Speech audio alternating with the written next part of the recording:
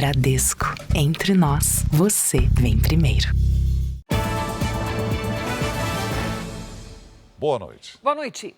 Uma adolescente de 16 anos diz ser perseguida pelo ex-namorado há 10 meses em São Paulo. Um crime conhecido como stalking. O caso é investigado pelo Ministério Público e a vítima já tem uma medida protetiva contra o adolescente, mas a perseguição segue pela internet. Quando recebeu as primeiras ameaças pelo celular, a estudante de 16 anos decidiu manter segredo. Eram sempre mensagens anônimas. Pelas redes sociais, alguém criou perfis com fotos e informações falsas sobre ela. Uma das postagens compartilhava dados pessoais dos pais dela. Outra, enviada por um número do exterior, dizia que a casa alugada pela família para a temporada seria invadida. Eu comecei a tentar ser um pouco mais forte porque eu preciso com a minha família. A família encontrou evidências sobre quem estaria por trás dos ataques. Seria o ex-namorado dela, também de 16 anos. Foram registrados 4 boletins de ocorrência. O Ministério Público foi acionado e a Justiça determinou uma medida protetiva. O ex-namorado não pode se aproximar da vítima. Mas a tia da adolescente diz que a perseguição continua na internet. Situação que já dura 10 meses. Minha luta é fazer com que isso cesse e garantir que ela seja feliz. Isso que todo mundo busca. Esse tipo de crime está previsto no Código Penal desde 2021. O stalking, expressão em inglês que define perseguição.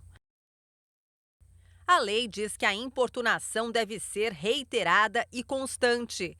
A pena é de até 2 anos de prisão. Se as ameaças são graves e envolvem menores de 18 anos, podem ser aplicadas medidas socioeducativas. Só no ano passado foram registrados, em média, 211 casos por dia de stalking no país. O Jornal da Record teve acesso a um estudo inédito da Ordem dos Advogados do Brasil sobre esse tipo de crime. 98% das vítimas são do sexo feminino. Em metade dos casos, adolescentes dão início à perseguição.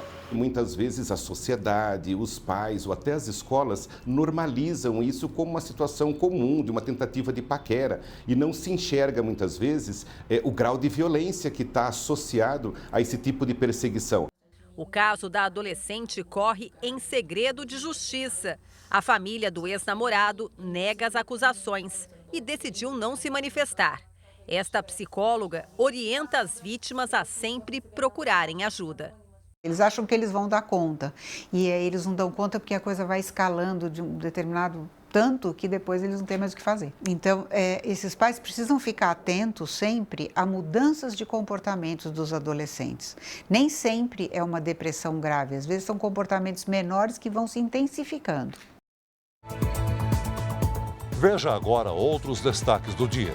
Conta de luz de outubro terá a bandeira tarifária mais cara do sistema. Em viagem ao México, Lula diz que pretende acabar com a fome no Brasil até 2026. Israel inicia operação terrestre no sul do Líbano. Líder do Hamas morto em bombardeios era funcionário da ONU para refugiados palestinos. Passagem do furacão Helene deixa cenário de destruição nos Estados Unidos.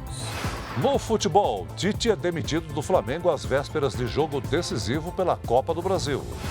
E a Record volta a transmitir o Campeonato Brasileiro a partir do ano que vem.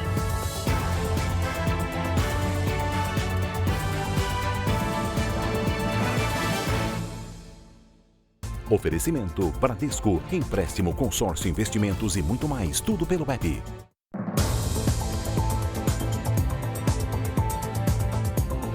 A partir de amanhã, a conta de luz vai ficar mais cara. O aumento é para compensar o acionamento de usinas termoelétricas por causa do período de seca prolongada. Na tentativa de reduzir a conta de luz, a professora Glauci tem feito mudanças na rotina. Mesmo assim, a tarifa passou de R$ 300. Eu junto mais roupas para poder usar o máximo possível da capacidade da máquina de lavar. Eu praticamente aboli passar roupa em casa. Então, eu coloco as roupas para secar no cabide, no varal, ou então eu ajusto direitinho lá para não precisar passar. A partir de amanhã, passa a valer a chamada bandeira vermelha patamar 2, a mais alta. Com isso, a conta de luz terá um adicional de R$ 7,87 a cada 100 kWh consumidos. A Glauce mora num apartamento mais antigo aqui no centro de São Paulo, que tem quase 100 anos de construção. Por isso, além de todas as adaptações, ela agora pretende contratar um eletricista para fazer uma grande revisão, fiação, disjuntores e talvez trocar por um sistema mais moderno e mais econômico. Tudo para tentar reduzir a conta de energia elétrica, ou pelo menos não aumentar a partir desse mês. O professor engenheiro explica que a falta de chuva reduz o nível dos reservatórios, o que diminui a produção de energia nas hidrelétricas. Por isso, as termoelétricas mais caras precisam ser acionadas. Estamos chegando ao limite nessa estiagem que a gente está tendo, tá? Então, o que é necessário? Nós economizarmos energia para não precisar dessa energia que a água está represada, porque senão vai faltar água até para beber. Manter a vigilância nos gastos pode reduzir em até 30% a conta de luz. Por isso, atenção aos vilões do consumo, chuveiro e ferroelétricos, que também aquecem a conta no fim do mês. No Rio de Janeiro, um homem foi preso suspeito de vender falsas vagas de emprego em estatais, com salários de até R$15 mil. Segundo a investigação, para conseguir os supostos cargos, os candidatos eram obrigados a comprar um curso que não existia. Depois de um ano desempregado, Alessandro não pensou duas vezes. Aceitou pagar por um curso de qualificação que iria render uma vaga numa estatal. A promessa era de um salário de R$7 mil por mês. Eu estava com o dinheiro ali guardado, né? Contava com aquele dinheiro ali. E eu peguei, investi naquilo ali, achando que eu ia conseguir alguma coisa. E foi muito ruim. O que parecia uma grande oportunidade, na verdade era um golpe. O suspeito vendia o falso curso e depois de receber o dinheiro das vítimas, desaparecia. Segundo as investigações, ele agiu por cerca de 20 anos e chegava a ganhar R$3 mil em cada fraude. Ele oferecia diversas vagas, vagas que seriam preenchidas não necessariamente com concurso público, porque essas empresas às vezes contratam pessoas que são qualificadas para um trabalho específico. Marcelo Varges foi preso em casa em Queimados, na Baixada Fluminense.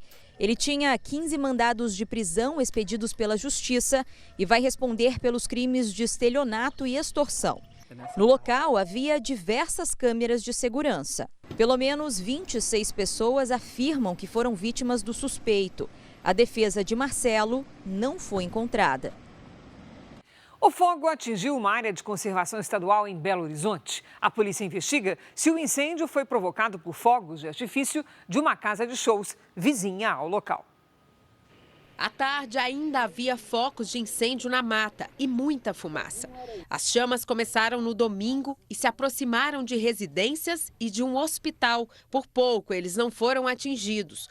Os bombeiros tiveram dificuldade para conter o incêndio. As linhas de fogo elas avançaram para um terreno bastante regular, né, de declividade muito acentuada, de difícil combate, principalmente no período noturno. Ainda não se sabe exatamente o que causou a queimada, mas existe a suspeita de que a soltura de fogos de artifício de uma casa de show que fica aqui perto tenha provocado o incêndio. Segundo a investigação, o local tem alvará de funcionamento, mas não tem licença para realizar show pirotécnico. É a quarta vez que tem a queimada aqui por causa de fogo de artifícios de uma edificação aqui do lado que solta uma casa, né, noturna. Este vídeo publicado em uma rede social mostra o show.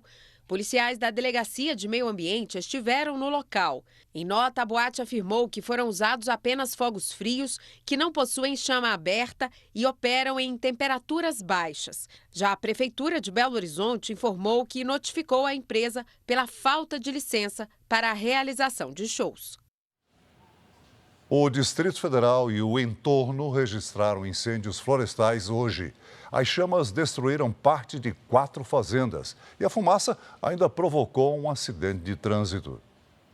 No distrito de Campos Lindos, divisa do Distrito Federal com Goiás, o dia virou noite por causa da nuvem de fumaça. Na estrada, os motoristas tiveram dificuldade para trafegar por causa da pouca visibilidade e 2 carros bateram. Ninguém ficou ferido.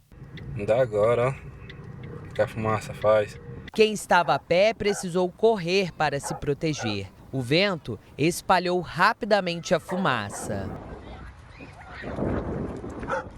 Nas fazendas atingidas, os trabalhadores usaram um caminhão-pipa para tentar controlar as chamas até a chegada do Corpo de Bombeiros. Tratores foram retirados às pressas. Cerca de 700 hectares de vegetação foram consumidos pelo fogo. Ao menos 4 propriedades foram atingidas. Aqui nessa fazenda, as chamas consumiram boa parte da área de plantio de sorgo, cereal usado para a alimentação do gado. Segundo os bombeiros, foram necessárias 5 horas para o controle das chamas. O incêndio mobilizou o Corpo de Bombeiros do Distrito Federal e de Goiás. Em Planaltina, que fica a 38 quilômetros da capital, queimadas também foram registradas. Em Sobradinho, região administrativa do DF, também houve foco de incêndio. Hora de conversar com a Lidiane Sayuri. Oi, Lid, boa noite. Quais são os destaques do tempo para essa semana? A volta do calor. Cris, boa noite para você. Oi, Celso, boa noite. E boa noite para você de casa. Um novo bloqueio atmosférico mantém o tempo seco em todas as regiões.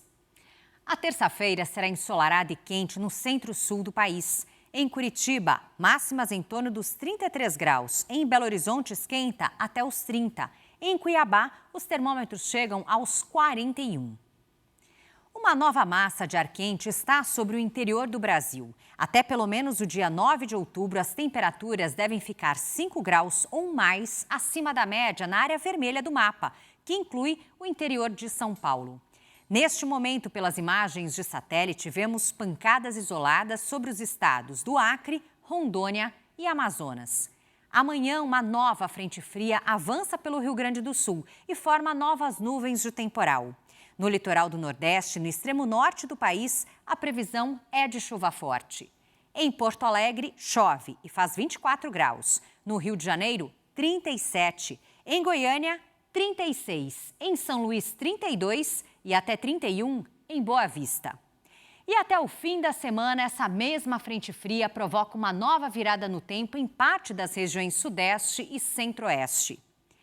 Vejam a situação da capital paulista. Até quarta, tempo seco, com até 36 graus. Na quinta, a máxima não vai passar dos 23, com previsão de chuva.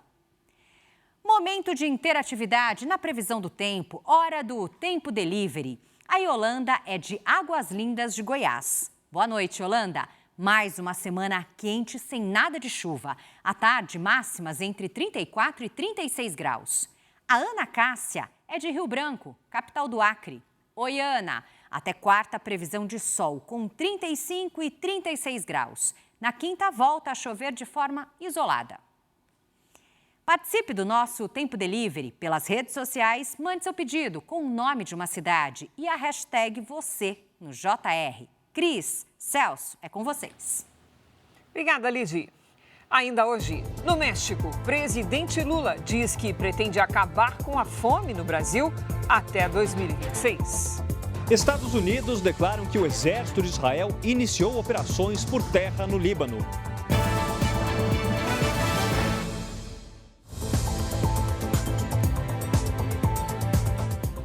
Os Estados Unidos declararam que o exército de Israel iniciou operações por terra no Líbano. Por enquanto, a ação seria limitada ao ataque de alvos do grupo terrorista Hezbollah em regiões de fronteira.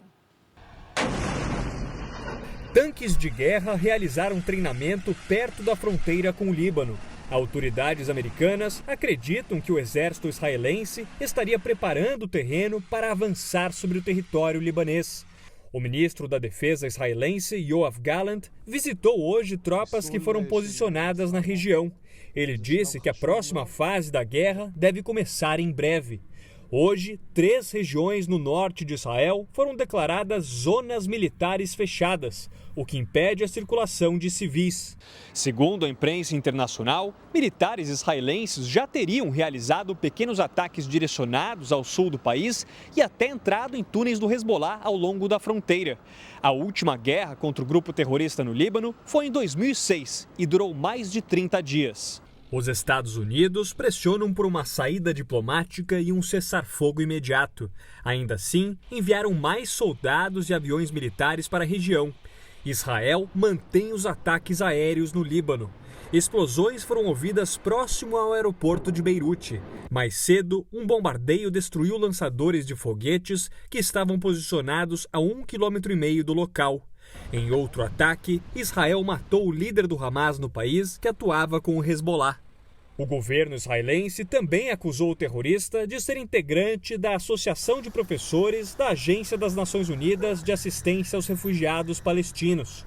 O chefe da agência disse que não sabia das ligações dele com o Hamas. No final de semana, caças israelenses atingiram alvos dos Houthis no Iêmen. Em Israel, o jornalista Roberto Cabrini entrevistou o porta-voz do exército israelense para a América Latina. Rony Kaplan contou detalhes sobre o ataque que matou o principal líder do grupo terrorista Hezbollah. Como foi exatamente esse ataque? Foi em horas da tarde e noite de hora local aqui de Israel e do Líbano. Aviões da Força Aérea Israelí com informação muito precisa llegan ahí a los headquarters, al cuartel general de Hezbollah. Ese cuartel general está embaixo de edificios civis. Y nosotros algo que venimos diciendo mucho tiempo, que o Hezbollah todo el tiempo está escondiendo detrás de civis en toda parte del Líbano, y esa es su forma de actuar. Qual é a importância da eliminação de Nasrallah? Estamos hablando de un architerrorista, una persona que quizás es el terrorista más importante del mundo até ayer, y básicamente la importancia es tanto para todos los pueblos de la región, para vivir un día con seguridad y ojalá también con paz. O presidente Lula está no México para acompanhar a cerimônia de posse da presidente eleita. Nosso enviado especial, Luiz Fara Monteiro, acompanhou e traz as informações. Oi, Fara, boa noite. Oi, Cris, muito boa noite a você, ao Celso e a todos que acompanham o Jornal da Record. O presidente Lula deixará o hotel daqui a pouco, no início da noite, e seguirá para uma reunião e um jantar oferecido por Cláudia Sheinbaum, primeira mulher eleita presidente pelos mexicanos. Lula começou o dia em um fórum com a participação de 300 empresários dos dois países. O México quer avançar em acordos em setores como automotivo, agropecuário, aeroespacial, defesa e serviços. O presidente brasileiro participa amanhã da posse de Cláudia Sheinbaum, às 11 da manhã, aqui na Cidade do México. Lula declarou que o combate à fome é um dos temas que ele pretende tratar com a nova presidente. Nós já tiramos 24 milhões e meio em 1 ano e 9 meses e vamos acabar definitivamente com a fome até 2026. Esse é um compromisso ético, moral, religioso. E o potencial da economia mexicana é extraordinário. O potencial da economia brasileira é extraordinário. Eu acho que nós ainda não conseguimos utilizar, 70% do potencial que nós temos. O presidente Lula também comentou sobre o conflito no Oriente Médio e voltou a criticar as ações do governo israelense. A guerra é a prova da incapacidade civilizatória de um cidadão que acha que ele pode, na explicação de que tem que se vingar de um ataque, fazer matança desnecessária, com pessoas que não têm nem como se defender. O governo israelense não comentou as declarações do presidente Lula. E mais uma informação direto aqui da Cidade do México. Agora há pouco, o embaixador, o chanceler Mauro Vieira, conversou com nós, jornalistas, e confirmou que o Brasil irá promover uma operação de repatriação de brasileiros no Líbano. Mauro Vieira afirmou que o primeiro voo deve seguir ainda esta semana para a região e trazer, neste primeiro momento, cerca de 200 brasileiros, com prioridade para mulheres, crianças e idosos. O chanceler confirmou que novos voos poderão ocorrer de acordo com a demanda. Voltamos ao estúdio em São Paulo, Cris e Celso. Obrigada, Fara. Veja a seguir, nos Estados Unidos, ajuda às vítimas de furacão cria nova disputa entre democratas e republicanos. Bailes funk, barulho, drogas e até prostituição tiram o sossego e a mobilidade dos moradores da Zona Norte de São Paulo.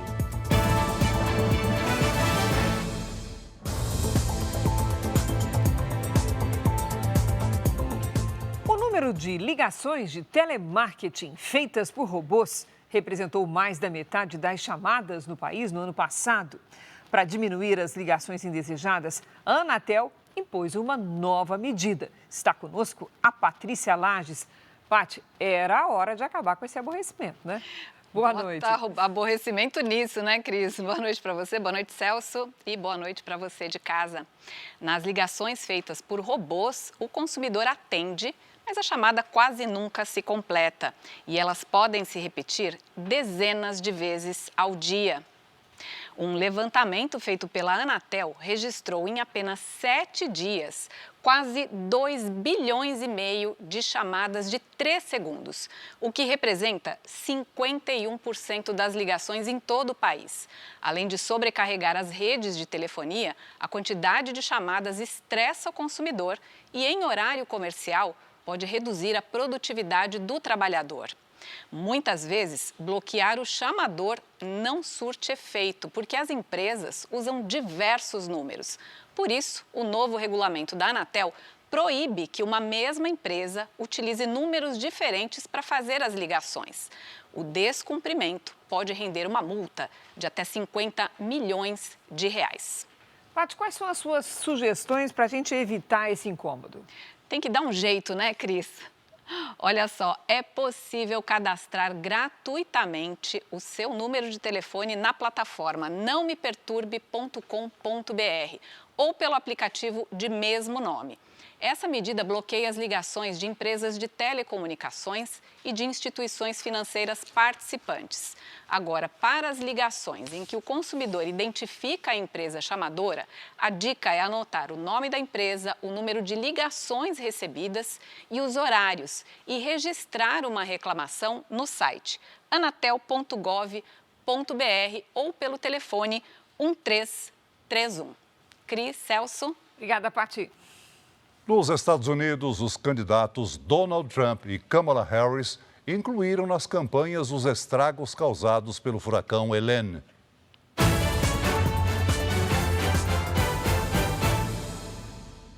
O candidato republicano esteve na Geórgia nesta segunda-feira.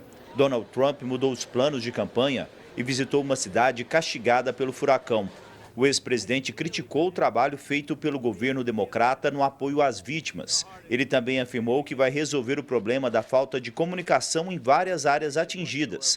Trump disse que conversou com o empresário Elon Musk para que a empresa do bilionário ajude os americanos a reestabelecer o acesso à internet. O presidente Joe Biden foi criticado por coordenar de casa as equipes de resgate durante o fim de semana.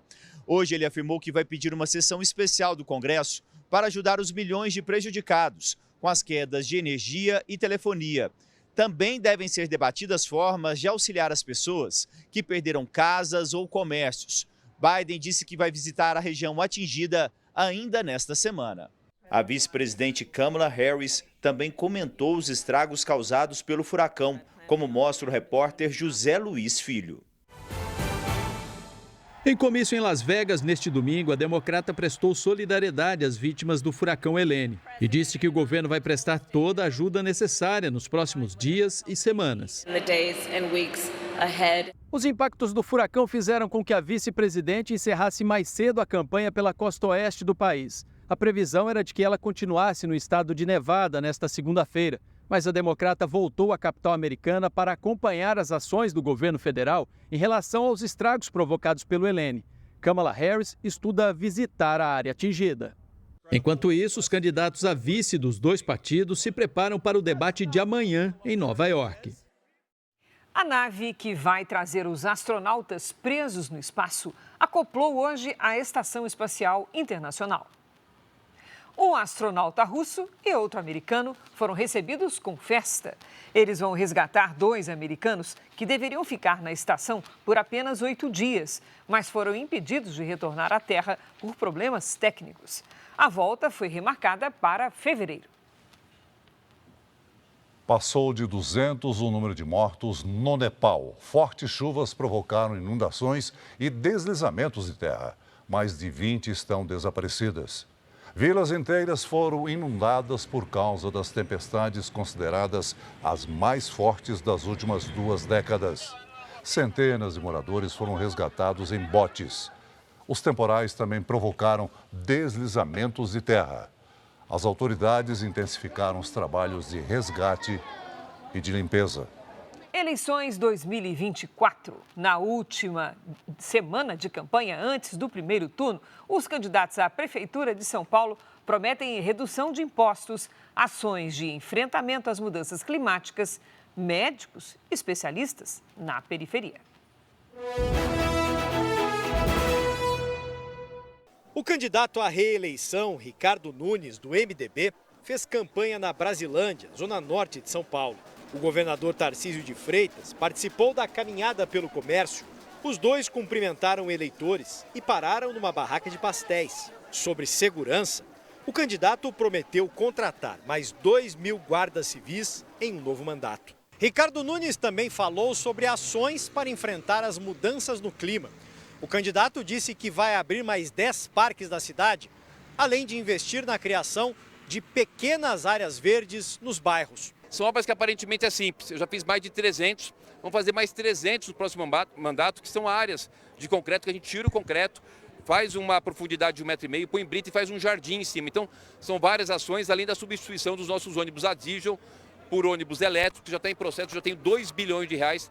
Em uma agenda única, José Luiz da Atena, do PSDB, visitou o bairro da Liberdade, no centro de São Paulo. O candidato fez uma caminhada pelo comércio, que é um dos pontos turísticos mais visitados da cidade.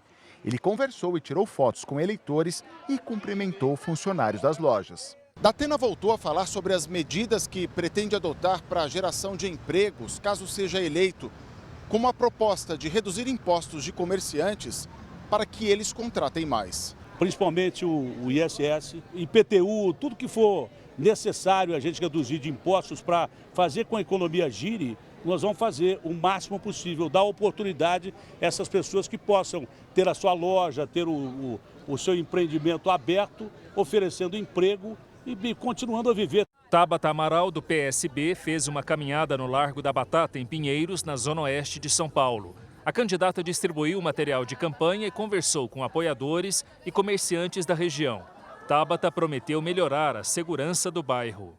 Aqui na caminhada, Tabata Amaral disse que pretende investir em um programa de intercâmbio para alunos da Rede Municipal de Educação, com bolsas de R$50 mil ao ano para estudos no exterior. Toda a escola municipal, pelo menos um aluno, junto com seu professor, professora, vai fazer intercâmbio fora do país, com tudo pago. Passaporte, viagem, o custo do intercâmbio. Para que isso? Para a gente criar referência. Eu venho da escola pública e sei da falta que faz a gente ter referência. Guilherme Boulos, do PSOL, participou à tarde de uma carreata nos bairros de São Miguel e Itaim Paulista, na zona leste de São Paulo.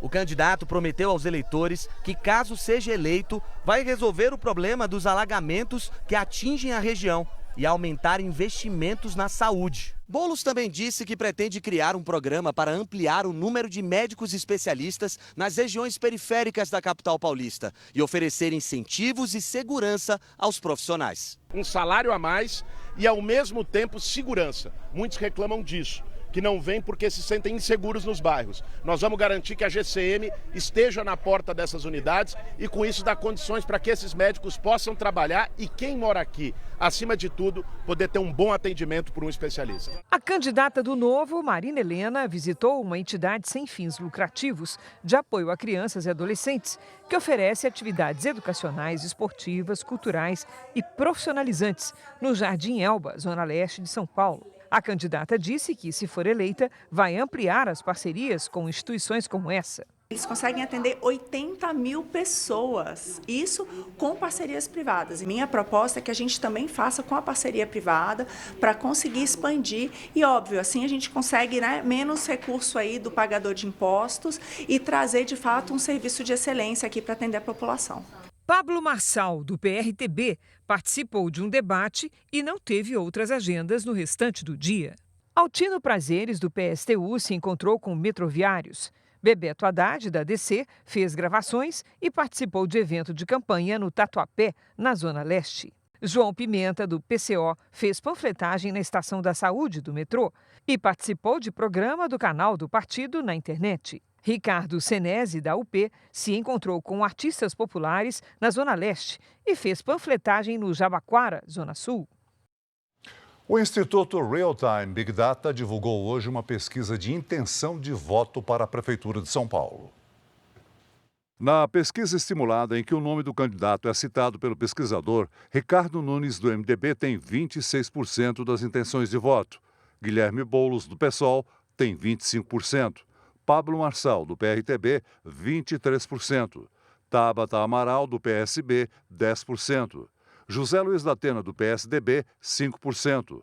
Marina Helena, do Novo, 2%. Outros, 1%.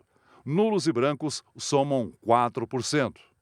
Não souberam, não responderam, 4%. Na evolução das intenções de voto, Ricardo Nunes, do MDB, tinha 29% em 2 de julho. Em 3 de setembro, passou para 20%, depois 24% em 16 de setembro, 27% em 22 de setembro e 26% agora. Guilherme Boulos, do PSOL, tinha 29% em 2 de julho. Depois foi para 20% em 3 de setembro. Em 16 de setembro, apareceu com 22%, chegou aos 24% em 22 de setembro e atingiu 25% na pesquisa mais recente. Em 2 de julho, Pablo Marçal, do PRTB, tinha 14%. Foi para 21% em 3 de setembro. Em 16 de setembro, tinha 22%.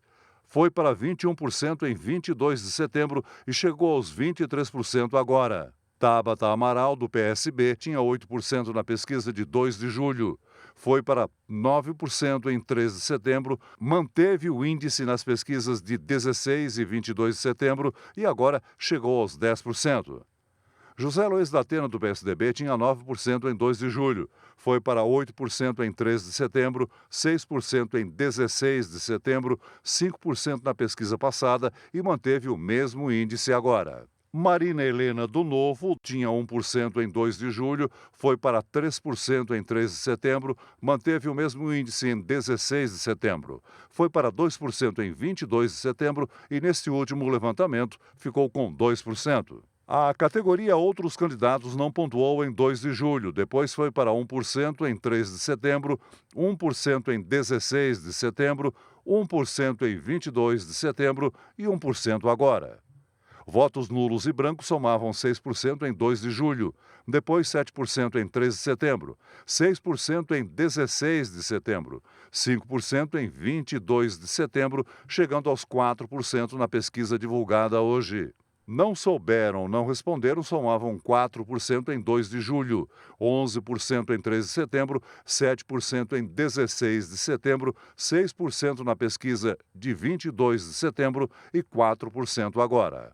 O Real-Time Big Data também fez simulações de segundo turno em um cenário entre Guilherme Boulos e Pablo Marçal. O candidato do PSOL teria 41% dos votos e Marçal, do PRTB, 38%. Nulos e brancos somariam 11%. Não sabem ou não responderam, 10%. Numa eventual disputa entre Ricardo Nunes, do MDB, e Pablo Marçal, do PRTB, o atual prefeito da capital teria 45% dos votos. Marçal ficaria com 33%. Nulos e brancos somariam 11%. Não sabem ou não responderam, também 11%. Já em um cenário entre Ricardo Nunes, do MDB, e Guilherme Boulos, do PSOL, Nunes teria 49% dos votos. Boulos teria 34%. Nulos e brancos somariam 9%.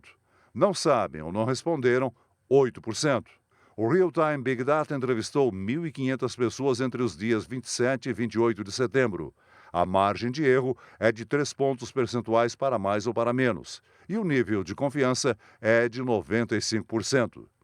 A pesquisa foi registrada na Justiça Eleitoral de São Paulo. A seguir, furacão Helene deixa pelo menos 120 pessoas mortas e mais de 700 desaparecidos nos Estados Unidos. Flamengo demite técnico Tite, 4 dias depois de eliminação na Libertadores. Record fecha acordo com Liga Forte União para transmitir os jogos do Campeonato Brasileiro de Futebol.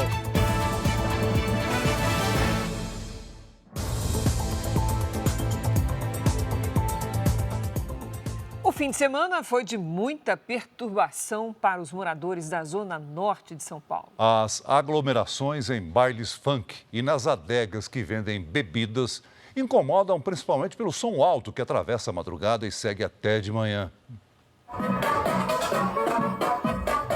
Nas noites de sábado, o barulho alto, contínuo e repetitivo invade as casas de quem vive nos bairros da zona norte da capital.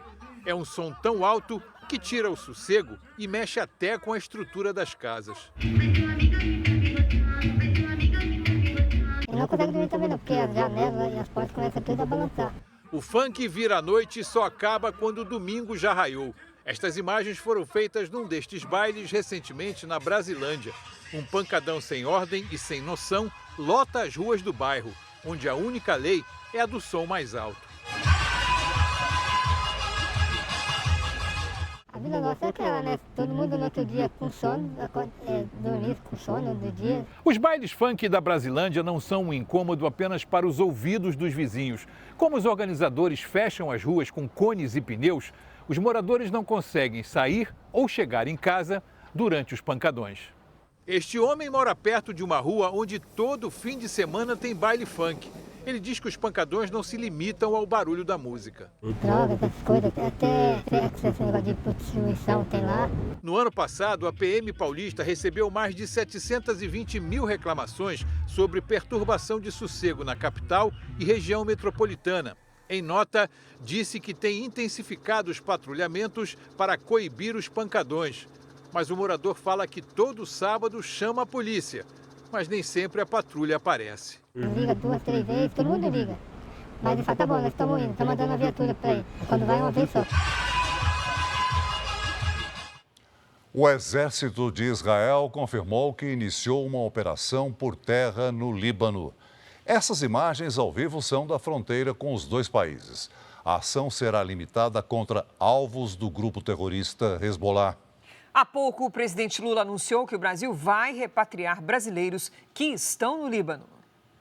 A brasileira Suade está com a filha, o genro e 2 netos em Baalbek, cidade no leste do Líbano, um reduto dos terroristas do Hezbollah. Há mais de uma semana, eles não têm água, luz e o comércio está fechado. A família já pediu repatriação ao governo brasileiro. Nós telefonamos pelo consulado, eles falaram que ainda tem pouca gente que encheu o formulário, tem que ter bastante gente para poder mandar o avião. Suade está entre os mais de 20 mil brasileiros que vivem no Líbano. O Itamaraty calcula que cerca de 3 mil devem pedir para deixar o país. Enquanto Israel se prepara para a nova fase da guerra contra o Hezbollah, o governo brasileiro discute formas de repatriar quem precisa deixar a zona de conflito. Lula determinou agora à noite a realização do voo para a repatriação dos brasileiros. O presidente Lula autorizou uma operação para repatriar os brasileiros que estão no Líbano. A Embaixada do Brasil em Beirute está em contato constante, não é de hoje, já há algum tempo, desde o início das dificuldades e das hostilidades. E já estamos com uma lista que estamos preparando. Acredito que até o final de semana já tenhamos o primeiro voo realizado. 2 aeronaves da Força Aérea Brasileira já estão de sobreaviso. Uma das possibilidades é o KC-30, maior avião da FAB, com capacidade para 220 passageiros. O KC-390, com capacidade para 80 pessoas, também pode ser usado.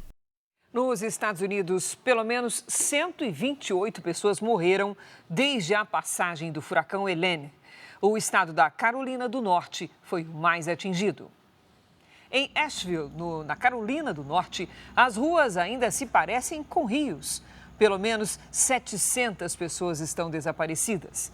As autoridades acreditam que muitos moradores estão isolados pelas inundações e sem conseguir se comunicar por falta de energia na região.